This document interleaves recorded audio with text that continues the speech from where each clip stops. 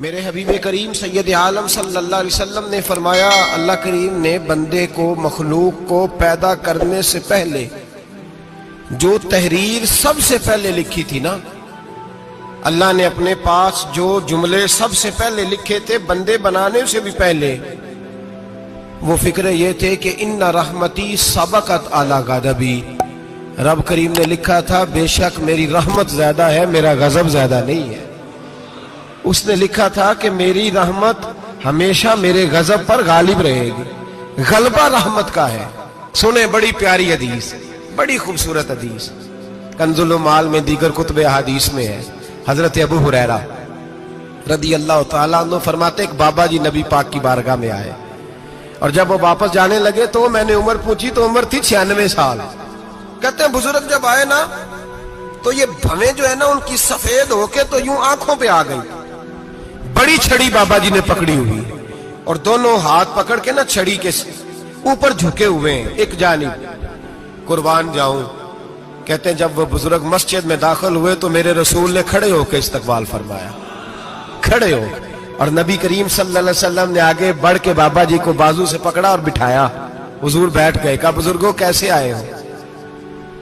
تو کہتے ہیں وہ بابا جی بات کرتے تو آنکھ کھول کے پہلے حضور کا چہرہ دیکھتے، پھر وہ بات کرتے تو ان کے لب و لہجے کے اندر بڑی پریشانی، بڑی تکلیف، بڑی مایوسی۔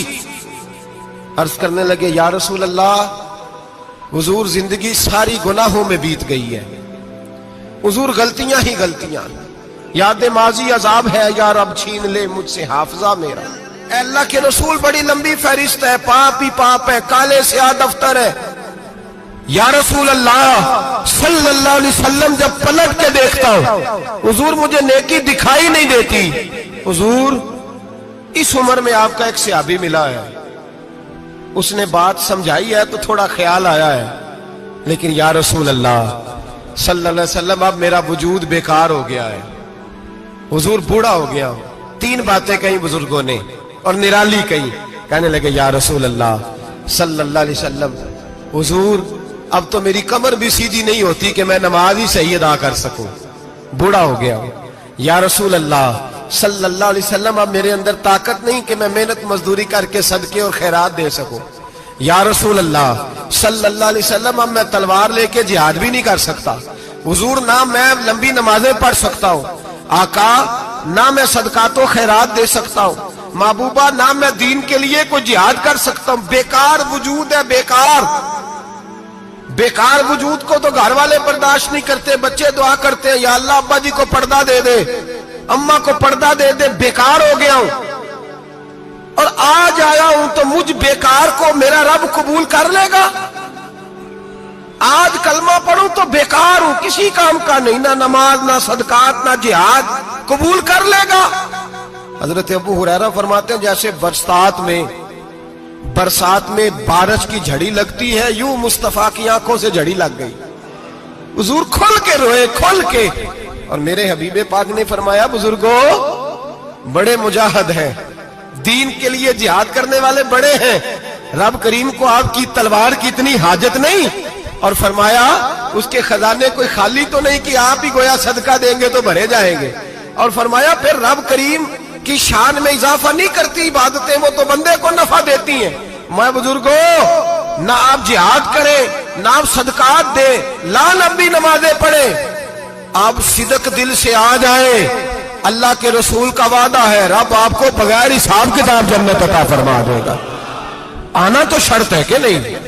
آئیں تو صحیح، نہ پہنچے تو صحیح، آ جائیں، اس کو نہیں عادت صدقات و خیرات کی، جہاد کی، تبلیغ، آئے تو صحیح نا۔ ان العبد اذا اعترف ثم تاب تاب اللہ علیہ، میرے حبیب نے فرمایا بندہ جب رو کے کہتا ہے نا یا اللہ غلطی ہو گئی معاف کر دے، فرمایا میرا مالک اسے فوراً ہی معاف فرما دیتا ہے۔ تو آ تو صحیح، تو آتا ہی نہیں، تو آ ہی نہیں رہا، تو گھر میں بیٹھا ہوا ہے، تو سویا ہوا ہے، تو دکانداری کر رہا ہے، تو پیسے گن رہا ہے، تو آیا ہی نہیں، آ تو صحیح۔ بلکہ میرے نبی پاک فرماتے ہیں جب اللہ پاک کا بھاگا ہوا غلام آتا پھر تو اللہ زیادہ راضی ہوتا ہے، پھر تو اللہ زیادہ راضی ہوتا ہے، زیادہ راضی ہوتا ہے، تو آ تو صحیح، پہنچ تو صحیح۔ بلکہ صوفیاء تو اور بات کرتے ہیں، وہ کہتے تو کبھی بھول کے بھی رب رب کرے تو اللہ تو اسے بھی قبول کر لیتا ہے، بھول کے۔ ملا رومی کہتے ہیں بنی اسرائیل کا بندہ ہے، सनम पत्थर को कहते हैं, बुत को कहते हैं। बुत के सामने खड़ा है और सारी रात कहता है या सनम या सनम या सनम, ए पत्थर ए बुत, सारी रात पुकारता रहा। रात गहरी हो गई, नींद का गलबा थक गया, सोने के करीब आया तो गलती से मुंह से निकल गया या समद, या सनम की जगह निकल गया। रब करीम ने फरमाया जिब्रील दौड़ के जा, जो मांगता है इसे दे दे।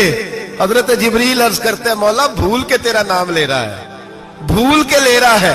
तो रब करीम ने फरमाया चल नाम तो मेरा ही ले रहा है ना, मेरा ले रहा है ना। या अल्लाह, वो अल्लाह करीम ने फरमाया झूठे के सामने सारी रात का खड़ा है, सारी रात का पुकार रहा है, उसे कुछ नहीं मिला तो सच्चे का नाम लिया है। अगर मैं भी कुछ ना दूं और बुत में और मुझ में फर्क क्या रह जाएगा।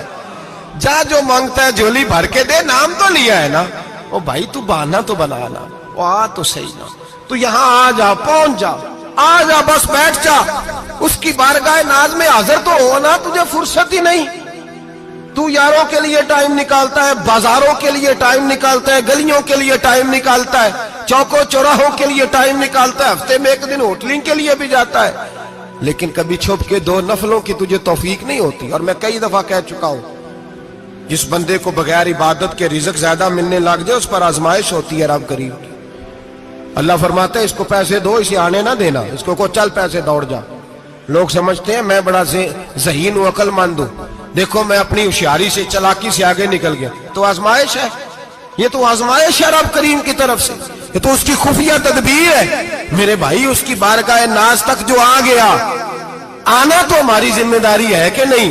फिर उसकी रहमत आगे बढ़ के इस्तकबाल कर लेती है, फिर अल्लाह का फजल उसको थाम लेता है उस बंदे को। और खुदा की रहमत कितनी ज्यादा है। मेरे हबीब करीम सैयद आलम सल्लल्लाहु अलैहि वसल्लम ने फरमाया अल्लाह ने अपनी रहमत के 100 हिस्से किए। हुजूर फरमाते हैं एक हिस्सा अल्लाह ने दुनिया में नाज़िल किया है। कितना? एक हिस्सा। फरमाया ये जो माँ बेटे से प्यार करती है, बाप बेटे के लिए मजदूरी करता है, जो बहन भाई के लिए रोती है, ये जो बीवी शौहर के लिए दुआ मांगती है, ये जो बच्चे माँ बाप से प्यार करते हैं, फरमाया ये उस एक रहमत का नतीजा है, एक रहमत का नतीजा। तो सहाबा कहने लगे या रसूलल्लाह वो 99 किधर है? नबी पाक ने फरमाया रब करीम ने संभाली हुई है, कयामत के दिन तुम्हें अता फरमाएगा। अभी तो एक नाज़िल की है, अभी अल्लाह ने हजरत यूसुफ अलैहिस्सलाम के जमाने में कहत हो गया। तो जनाब यूसुफ अलैहिस्सलाम ने, क्योंकि आप अल्लाह के नबी से पहले से जान गए कहत होगा, तो हजरत यूसुफ ने गंदम पहले स्टॉक कर ली थी बहुत ज्यादा। बाकी इलाकों में जब कहत पड़ा ना, अब सब लोगों ने मिस्र की तरफ रुझान किया गंदम लेने के लिए। तो हजरत यूसुफ अलैहिस्सलाम ने ना शहर के दरवाजे पर बंदे खड़े कर दिए। फरमाया जो बंदा आए ना उससे 2 सवाल पूछना। जो आएंगे लोग गंदम खरीदने, जो आए 2 सवाल पूछना। एक पूछना कहां से आया है और एक पूछना लेके क्या आया है। एक पूछना, समझ आ रही है बात की? और दूसरा पूछना कि लेके सोना लेके आया है, चांदी गंदम खरीदनी है तो क्या चीज लेके आया है, कि नगद पैसे लाया है, ये पूछ लेना।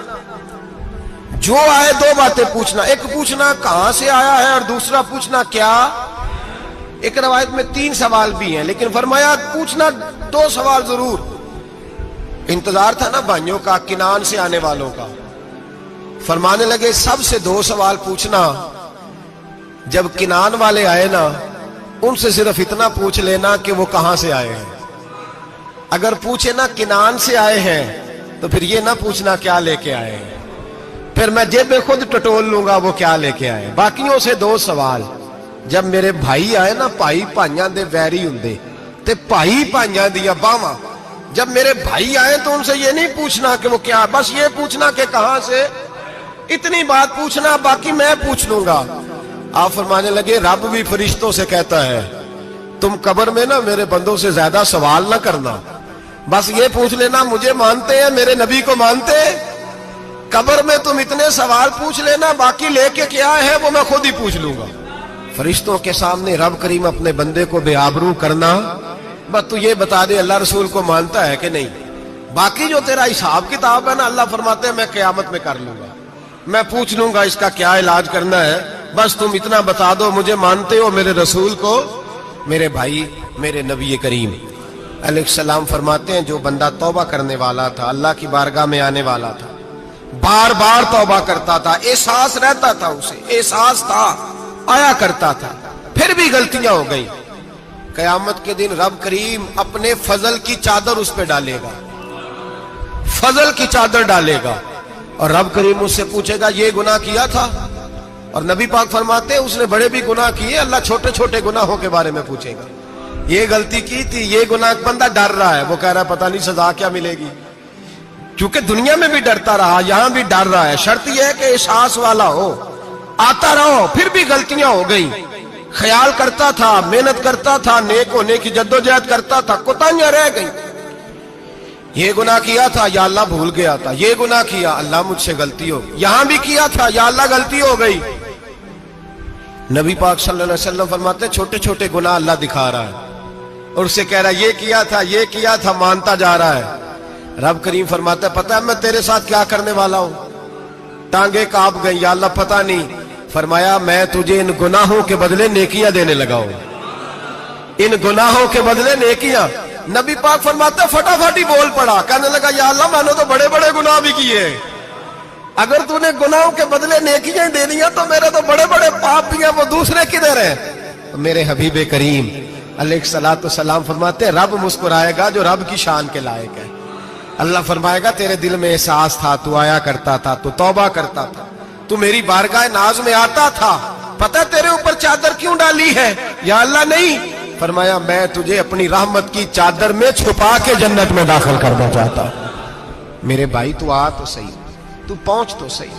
میرے نبی کریم علیہ الصلوۃ والسلام نے ایک دن صحابہ سے پوچھا ایک بات تو بتاؤ، بخاری مسلم کی حدیث ہے، یا رسول اللہ پوچھئے۔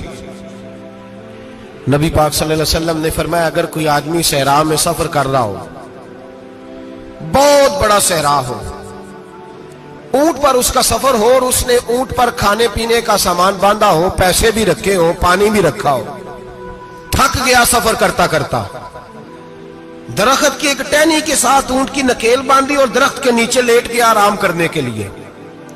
اللہ کے حبیب فرماتے ہیں اچانک اس کی آنکھ لگ گئی، جب جاگا تو اس نے دیکھا کہ اونٹ تو غائب ہو گیا ہے، اب نہ کھانا ہے، نہ پانی ہے، نہ پیسے ہیں، اور صحرا بڑا لمبا ہے، پیدل سفر بھی نہیں کر سکتا۔ تھوڑا سا ڈھونڈا، پھر موت کا انتظار کرنے لگا، سوچنے لگا اب موت آئے گی، اب مر جاؤں گا۔ اللہ کے محبوب فرماتے ہیں تھوڑی دیر گزری، جب بالکل مایوس ہو گیا تھا تو اچانک نظر پڑی تو اونٹ اس کا سامنے کھڑا تھا۔ نبی پاک سے صحابہ سے پوچھتے ہیں بتاؤ، اس کی کل کائنات اجڑ گئی تھی، راز ضائع ہو گئی تھی، ہر شے لٹ گئی تھی، دوبارہ اسے مل گئی ہے، بتاؤ اسے کتنی خوشی ہوگی؟ صحابہ کہنے لگے یا رسول اللہ نئی زندگی مل گئی اس بندے کو، وہ ساری دنیا سے زیادہ راضی ہے۔ تو میرے کریم رسول صلی اللہ علیہ وسلم نے فرمایا رب کریم کا نافرمان بندہ جب اس کی بارگاہ میں آ کے توبہ کرتا ہے تو اللہ اس سے بھی زیادہ راضی ہو جاتا ہے۔ نافرمان جب آ کے کہتا ہے یا اللہ معاف کر دے، آئندہ نہیں کرتا، میں اللہ تو راضی ہو جاتا ہے۔ اور حبیب پاک علیہ السلام فرماتے ہیں وہ اتنا کریم ہے، جب بندہ اپنے رب سے صلح کر لیتا ہے، توبہ کر لیتا ہے، تو اللہ زمین کو کہتا ہے تو بھول جا میرے بندے نے گناہ کیا ہی نہیں، آسمان سے کہتا تو بھول جا میرے بندے نے گناہ کیا ہی نہیں۔ پھر رب کریم فرشتوں سے فرماتا ہے کہ مٹا دو جو تم نے لکھا تھا، میں نے اپنے بندے کے ساتھ صلح کر لی ہے۔